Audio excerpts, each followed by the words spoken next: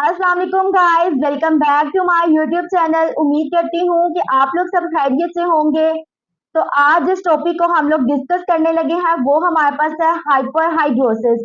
आम जुबान में बात की जाए तो हाइपरहाइड्रोसिस क्या है कि हाथों या पाँवों पर या फुल बॉडी पर पसीने का बहुत ज्यादा आना। स्वेटिंग होना एक नॉर्मल प्रोसेस है, but in case of hyperhidrosis sweat glands की ओवर प्रोडक्शन हो रही होती है जो कि पेशेंट की लाइफ को भी इफेक्ट करती है। हाइपरहाइड्रोसिस में बेसिकली हमारे स्वेट ग्लैंड्स ओवर एक्टिवेट हो जाते हैं। अब इसकी क्लासिफिकेशन की बात की जाए तो इसमें दो तरह की क्लासिफिकेशन है, जनरलाइज क्लासिफिकेशन और लोकलाइज। जनरलाइज में क्या होता है कि पेशेंट की ओवरऑल बॉडी पर बहुत ज्यादा स्वेटिंग हो रही होती है। लोकलाइज हाइपरहाइड्रोसिस क्या होता है कि किसी बॉडी के स्पेसिफिक एरिया पर बहुत ज्यादा स्वेटिंग होती है। अब इसमें जो है हमारे पास अगर फेस या हेड पर बहुत ज्यादा स्वेटिंग हो रही है उसे हम क्रेनियोफेशियल हाइपरहाइड्रोसिस कहते हैं। दूसरा, अगर पाम्स पे बहुत ज्यादा स्वेटिंग हो रही है उसे हम पाल्मर हाइपरहाइड्रोसिस कहते हैं। सोल्स पर बहुत ज्यादा स्वेटिंग हो रही है जिसे हम कहते हैं प्लांटर हाइपरहाइड्रोसिस। आर्मपिट पर कहते हैं एक्सिलरी हाइपरहाइड्रोसिस। ये हमारी थी लोकलाइज हाइपरहाइड्रोसिस। अब इसके कॉजेज की बात की जाए कि ये क्यों होता है, तो इसकी जो प्राइमरी कॉज है वो जेनेटिक हो सकती है, फैमिलीज में ये रन करती है। दूसरा कॉज ये हो सकता है डायबिटीज। डायबिटीज में क्या, हाइपोग्लाइसीमिया अगर पेशेंट को हो गया, शुगर लेवल बहुत ज्यादा लो हो गया है तो इस केस में भी स्वेटिंग बहुत ज्यादा होती है। तीसरी, हाइपरथायरॉयडिज्म। हाइपरथायरॉयडिज्म यू नो कि हमारा एक ग्लैंड है थायराइड ग्लैंड, अगर वो ओवर सक्रीशन दे रहा होता है तो उस केस में भी हमारे डिफरेंट कॉम्प्लिकेशंस फेस करनी पड़ती है। उसमें से एक कॉम्प्लिकेशन ये है कि बहुत ज्यादा पेशेंट को स्वेटिंग होती है। चौथी रीजन ये हो सकती है कि कोई पेशेंट को बहुत ज्यादा एंजाइटी है, स्ट्रेस है, उस केस में भी हाइपरहाइड्रोसिस होता है। अब इसको हम किस तरह से ट्रीट कर सकते हैं, इसके ट्रीटमेंट के डिफरेंट मेथड हैं। सबसे पहला हमारा लाइफस्टाइल मॉडिफिकेशन है। ऐसे पेशेंट को चाहिए कि वो नेचुरल फाइबर्स के जो क्लोथ्स हैं उनका इस्तेमाल करें जिसमें हमारे पास खादी, कॉटन वगैरह आ जाते हैं।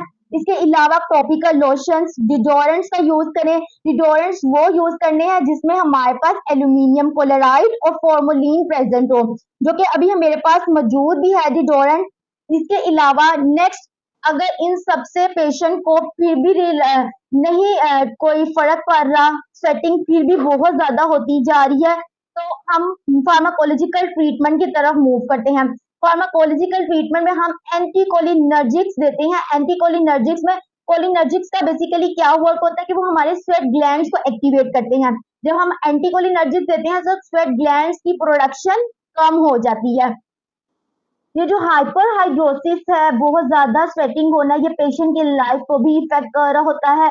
इवन जो पढ़ने लिखने वाला बच्चा है उसको क्या होता है कि अगर वो लिख रहा है, पेपर पर काम करते करते जो है ना उसकी बहुत ज्यादा इतनी स्वेटिंग होती है कि उसका पेपर गीला हो जाता है।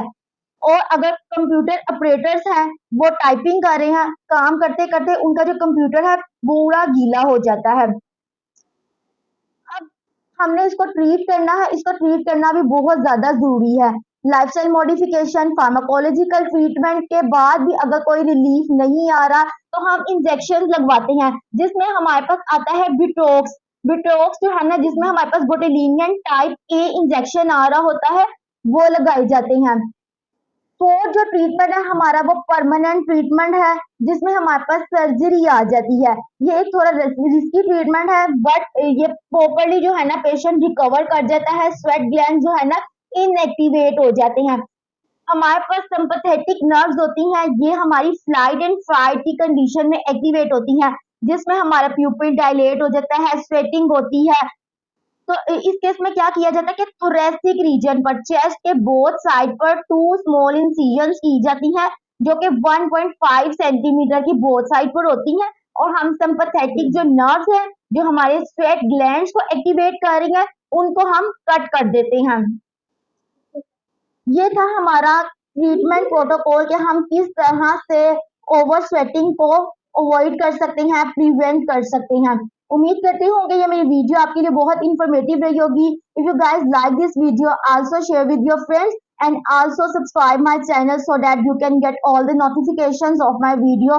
मिलती हूँ अपनी नेक्स्ट वीडियो में, तब तक के लिए अल्लाह हाफिज।